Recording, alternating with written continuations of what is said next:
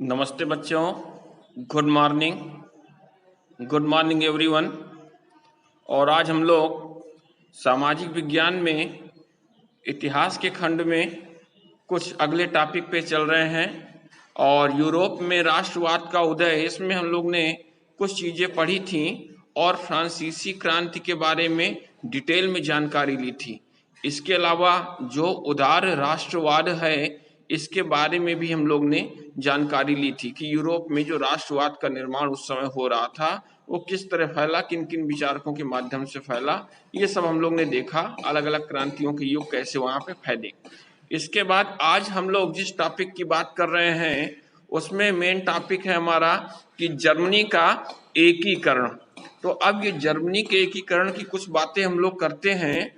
और यहाँ पे चूंकि होता क्या है कि इटली की तरह जर्मनी की भी जो भौगोलिक स्थिति थी वो ज्यादा अच्छी नहीं थी।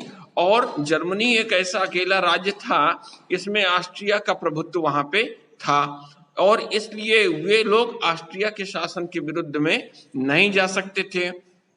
और फ्रांस की जो भी क्रांति हुई थी उसके जो प्रभाव थे वो बने हुए थे जर्मनी के ऊपर।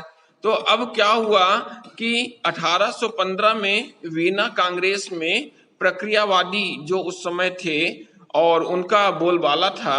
अब वीना कांग्रेस क्या थी इसके बारे में हम लोग एक अलग से जब चैप्टर बनाएंगे, टॉपिक बनाएंगे, तब उसका डिटेल में हम लोग चर्चा करेंगे। तो अब इसमें क्या हुआ कि जर्मनी में उस समय लगभग 38 ऐसे राज्य थे जो कि अलग अलग थे और एक ढीला ढाला संघ मिलकर के बनाया गया। और इसका जो अध्यक्ष था वो ऑस्ट्रिया का सम्राट हुआ। लेकिन फिर जर्मन देशभक्त इससे संतुष्ट नहीं हो पाए और अलग अलग समितियों का गठन भी होता रहा, राष्ट्रीय एकता का प्रयास जारी रखा गया। उसके बाद 1830 में क्रांति में जर्मन राज्यों ने भी विद्रोह हो गया इसमें और कई शासकों को उदारवादी संविधान अपने लागू करने पड़े।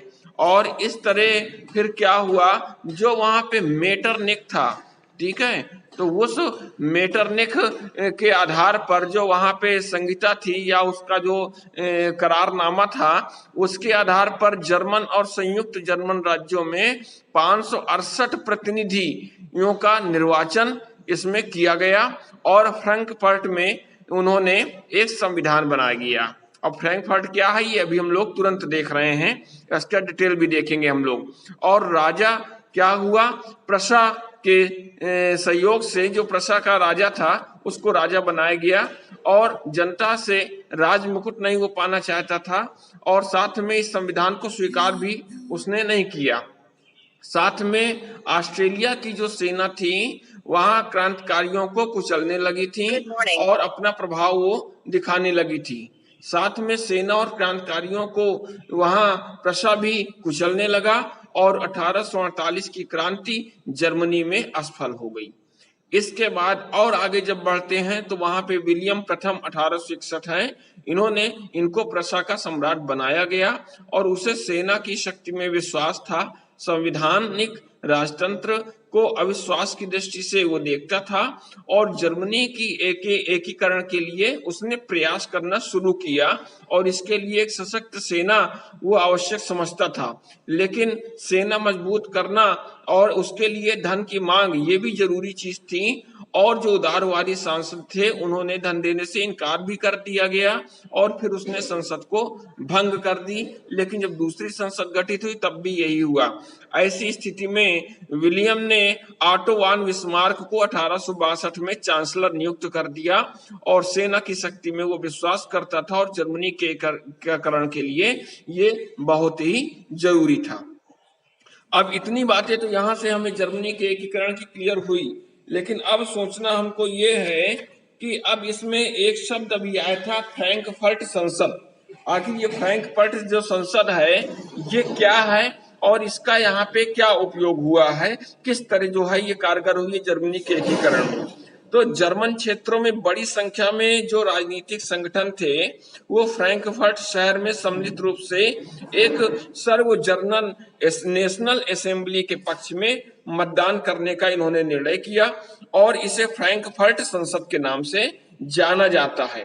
साथ में जो फ्रैंकफर्ट संसद के सदस्य थे, उनका जो चुनाव था वो वयस्क मताधिकार के आधार पे किया गया और संसद का प्रथम अधिवेशन 18 मई 1848 ईस्वी में फ्रैंकफर्ट में आयोजित किया गया।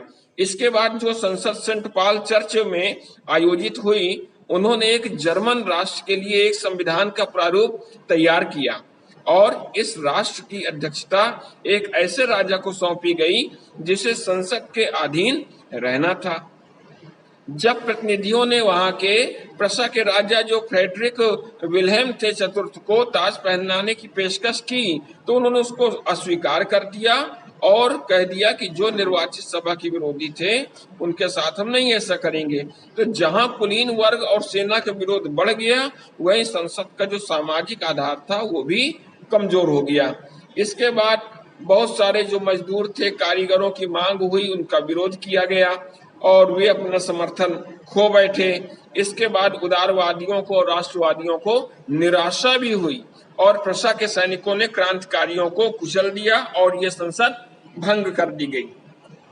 इसके बाद 1848 में क्रांति का दमन कर दिया गया है और इसके साथ ही जर्मन में एक राष्ट्रीय आंदोलन का विराम लग गया। तो इस प्रकार ये आपकी फ्रैंकफर्ट संसद थी और इसका डिटेल है और साथ में जर्मनी का एकीकरण फिर हुआ बाद में। तो आज इस टॉपिक को यहीं तक देखते हैं। इसके बाद नेक्स्ट टॉपिक में कुछ और चीजें हम लोग पढ़ेंगे और तब तक के लिए आप जो भी अपने नोट्स हैं, इन नोट्सों को आज क्लियर कर लीजिएगा और चेक कर लीजिएगा प्रॉपर तरीके से। और तब तक